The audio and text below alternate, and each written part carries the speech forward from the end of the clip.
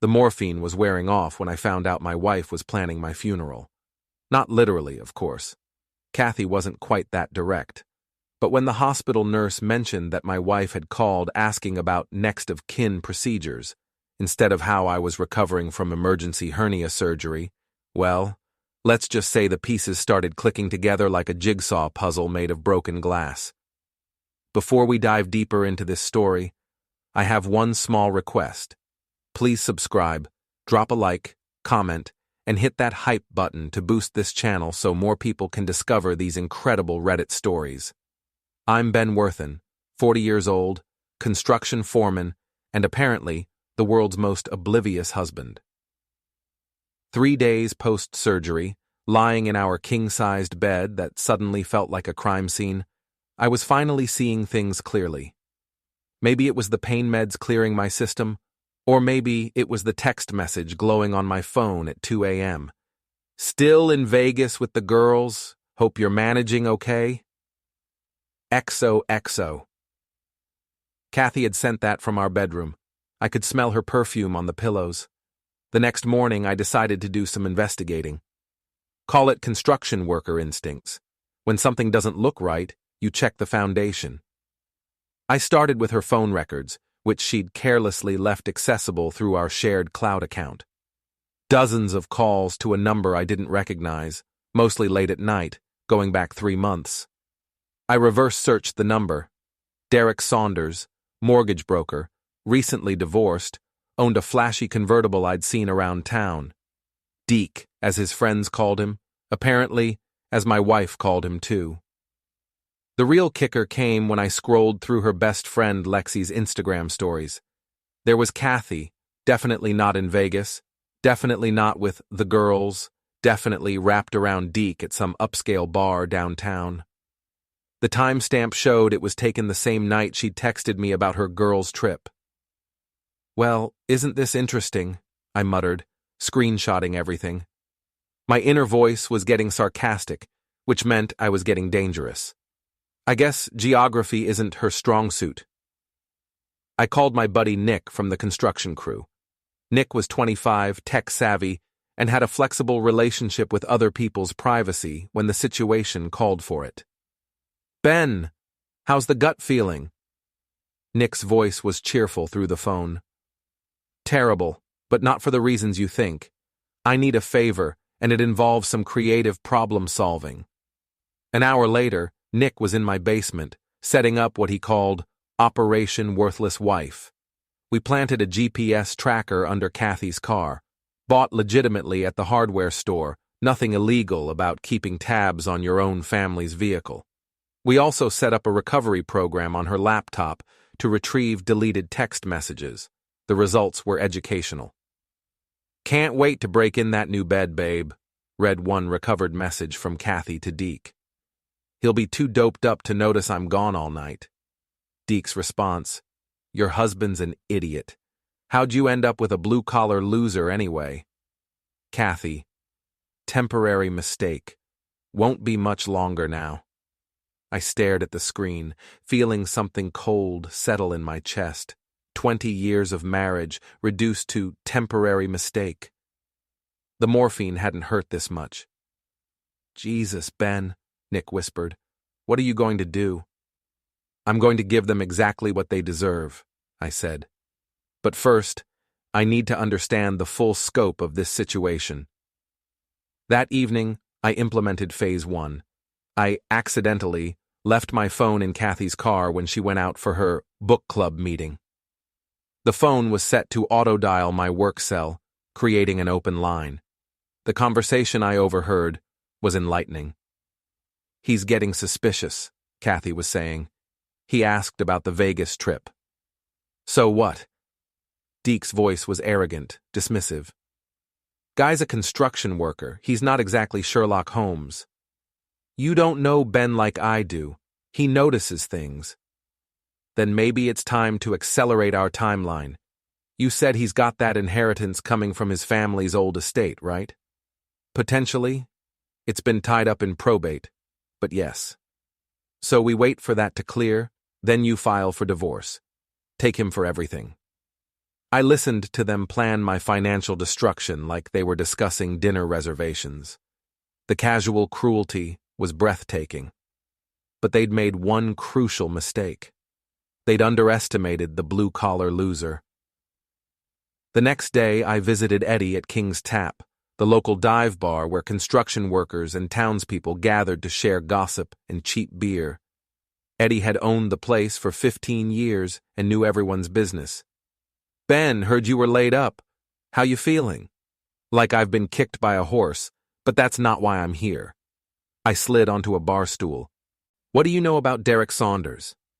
Eddie's expression darkened. "That flashy mortgage guy?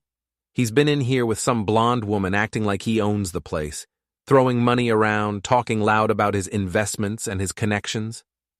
"Why?" "The blonde woman, about 5'6", drives a white BMW?" "That's her. Pretty, but cold. They were in here last Tuesday and she was wearing a wedding ring. Wasn't acting married, if you know what I mean." I knew exactly what he meant.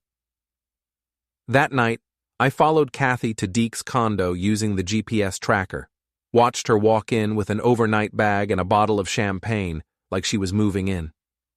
I sat in my truck for an hour, watching the lights in his windows, feeling the last of my marriage die a quiet death. Then I texted her, "Don't forget your wedding ring." Her response came quickly, "Go to hell." My reply, "Already there. Thanks for the invite." Time for Phase 2. I spent the next morning at the fish market, purchasing 5 pounds of fresh shrimp. Then Nick and I took a little field trip to Deke's condo parking lot. His precious convertible was parked in its designated spot, top down because he was that kind of guy. We stuffed the shrimp into every air vent, under the seats, in the glove compartment. Nick filmed the whole thing for documentation purposes. "This is either brilliant or completely insane," Nick whispered as we worked. "Sometimes there's no difference," I replied, shoving another handful of shrimp into the air conditioning system. We left a note on his windshield. "Homewreckers stink." The confrontation came the next day at my construction site. Deke showed up around lunchtime, furious and reeking of rotting seafood. "You son of a bitch!" he screamed, storming across the job site. "You destroyed my car!" "I improved it," I said calmly, not looking up from the blueprints I was reviewing. "Added some character, some scent, some personality." He grabbed my shoulder, spinning me around. "You think this is funny?" That's when I slapped him. Not a punch, just an open-handed slap across his face, the kind you'd give a hysterical child. The sound echoed across the construction site, and every worker stopped what they were doing to stare. "That's for the shrimp," I said quietly. "And this one's for my marriage." I slapped him again. Deke stumbled backward, his face red with humiliation and rage. "You're finished in this town, you hear me? I know people. I have connections." "Funny thing about connections," I said, pulling out my phone. "I've got some too." I showed him the screen, photos of him and Kathy, screenshots of their text messages, and most importantly, a copy of a mortgage application he'd falsified for a client 6 months ago. Nothing criminal, just enough ethics violations to end his career. "Here's how this works, Deke. You disappear from my wife's life, or this information goes to your employer, the state licensing board, and anyone else who might find it interesting." His face went pale. "You can't prove anything." "I don't have to prove anything. I just have to create reasonable doubt about your professional integrity.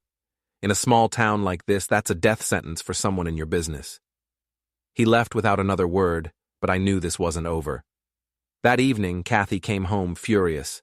Apparently, Deke had told her about our confrontation, though I suspected he'd left out the part about being slapped like a misbehaving teenager.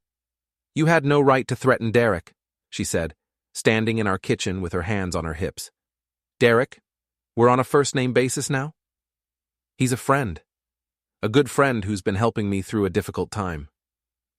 "What difficult time? The difficulty of sneaking around behind your husband's back?" She tried to gaslight me, of course. Claimed I was paranoid, jealous, imagining things. But I'd learned something important over the past few days. Once you stop believing someone's lies, they lose all their power over you. Pack a bag, Ben.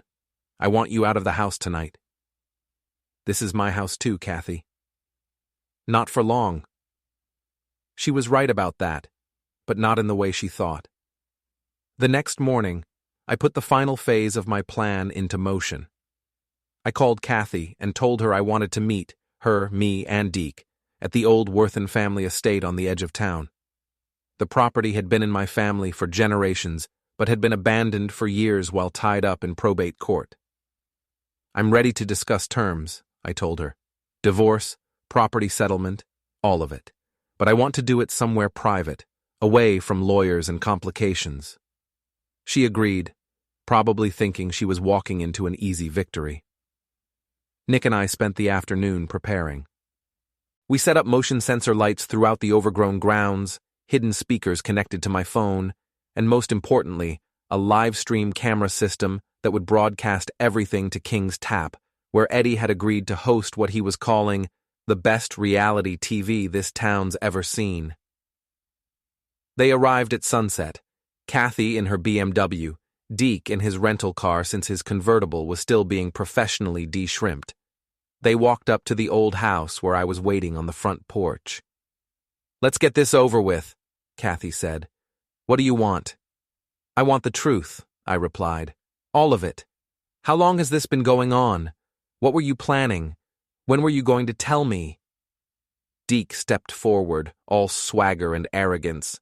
"Look, Ben, these things happen. Kathy and I connected. It's nobody's fault." "Nobody's fault," I repeated. Interesting perspective. That's when I activated the speakers and played back their conversation from the car, the one where they discussed taking me for everything in the divorce, calling me an idiot, planning my financial destruction. Kathy's face went white. "You recorded us?" "I documented everything, 20 years of marriage, and you were ready to throw it away for this clown." "He's twice the man you'll ever be," she snapped. "Really? Let's test that theory." I triggered the motion sensors. Suddenly, the entire estate lit up like a football stadium, and sprinkler systems I'd had Nick install that afternoon activated, soaking both of them instantly.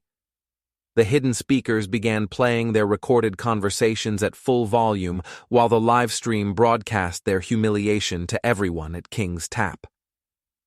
"You bastard!" Deke shouted, trying to run for his car, but I'd had Nick disable both vehicles.